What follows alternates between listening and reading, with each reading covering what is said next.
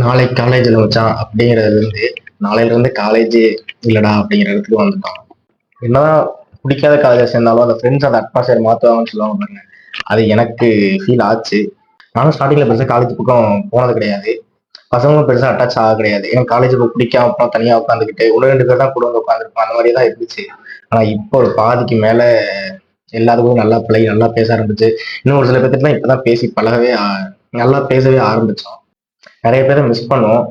குறிப்பா ஒரு சில பேரை நிறைய பேர்த்துக்கிட்ட இப்பதான் பழகவும் நல்லா பேசி பழக ஸ்டார்ட் பண்ணோம். நிறைய பேர் பக்கத்துல தான் இருக்காங்க. நம்ம அடிக்கடி மீட் பண்ணிக்கலாம் லோக்கல்ல, பிரச்சனை இல்லை. அந்த லாங்ல ரொம்ப நம்ம காலத்துல நிறைய பேர் லாங்ல இருந்து படிக்க வரவங்க.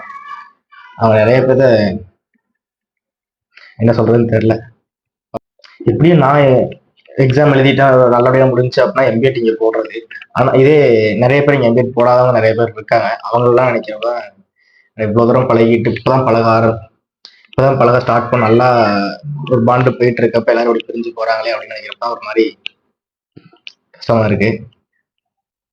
அதுக்கேற்ற மாதிரி இன்ஸ்டா ஃபீடு வேற அந்த அந்த அதுக்கேற்ற மாதிரி இன்ஸ்டா ஃபீடு வேற இந்த காலேஜ் ஃப்ரெண்ட்ஸை மிஸ் பண்ற மாதிரி college end of the college அப்படின்னு ரீல்ஸை தள்ளிட்டே இருக்கு.